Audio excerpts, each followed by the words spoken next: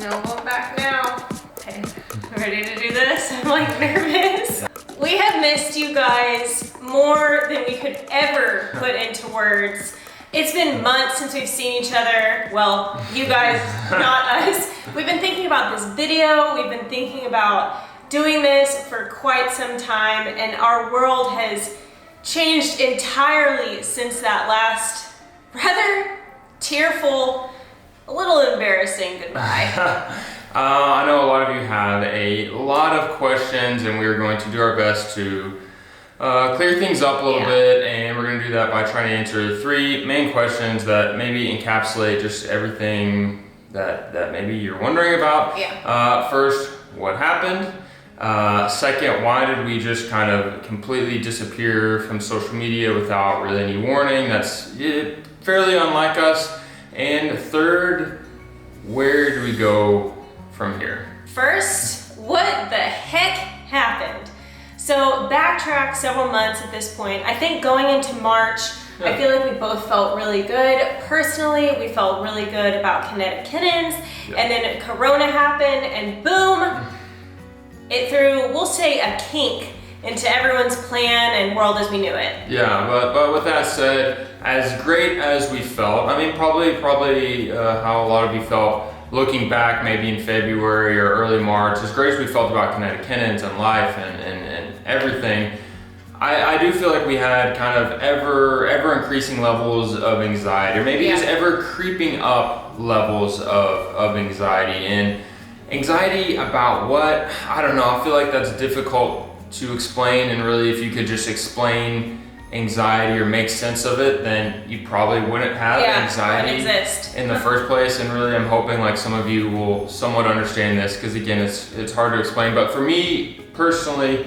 some of my anxiety, and it definitely feels weird like talking about this in a video, but it's just I'm a fairly introverted person. I'm not really one to share a lot with other people unless they're like very much in my small inner circle of like Hillary and one friend.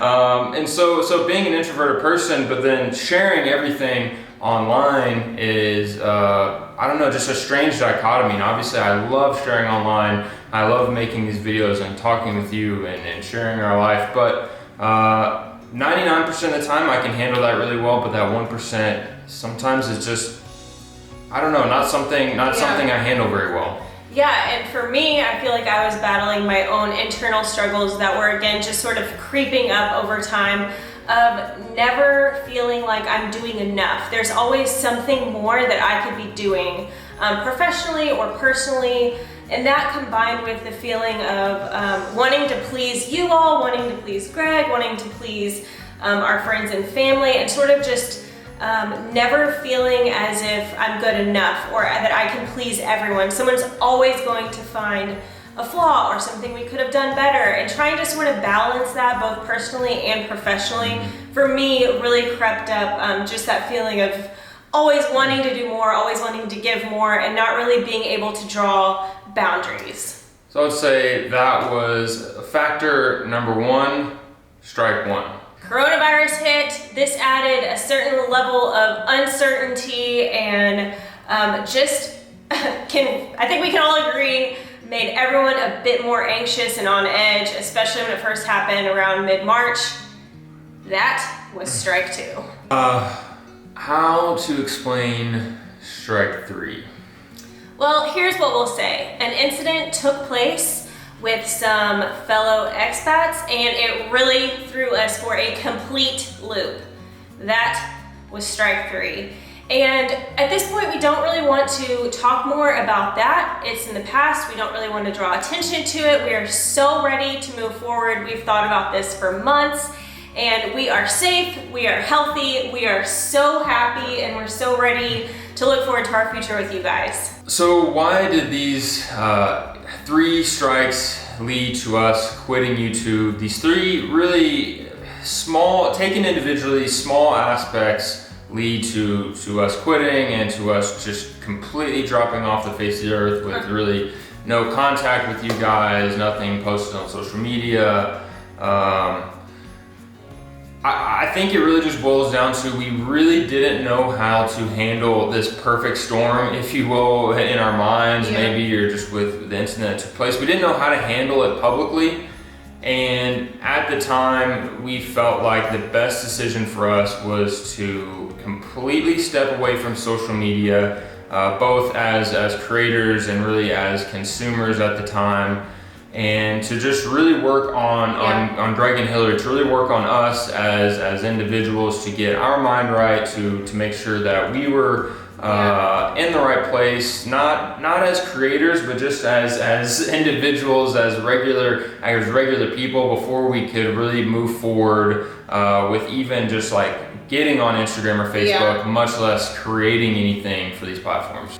I think one thing that's been really hard for us, not really hard for us, but maybe something we've struggled with along our journey here on YouTube and social media is sharing anything with you all that isn't necessarily positive. Yep. We feel like bringing any negativity, any negative emotions that maybe are coming from our life, whether there's something small that happened or in this case something that we felt was something big that happened, we felt like bringing any of that negativity to our videos, to social media, was really just putting negativity into your life. And especially during coronavirus, when everything started, that's really, we didn't want to do that. Yeah. But moreover, I feel like that's something we've struggled with over the course of our whole journey of how to share our emotions that aren't positive. And 99% of the time,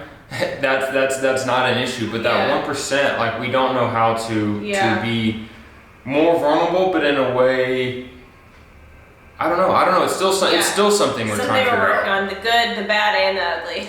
So that's what happened. That's why we disappeared. Maybe it makes sense. Maybe it doesn't. Either way, here we are. And what are we going to do next? Well, that, my friends, that is the $1 million question. We really, I feel like we used to do that in our old videos. Really?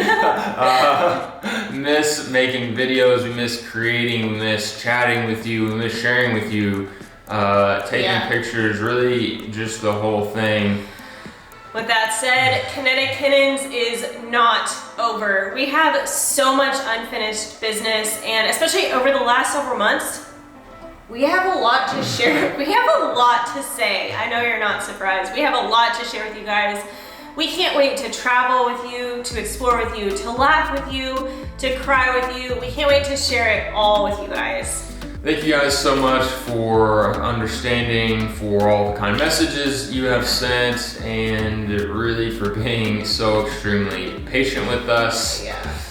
Until next time, we will see you tomorrow? Nah. We're not gonna start off that fast. We will see you soon, probably in a week or so.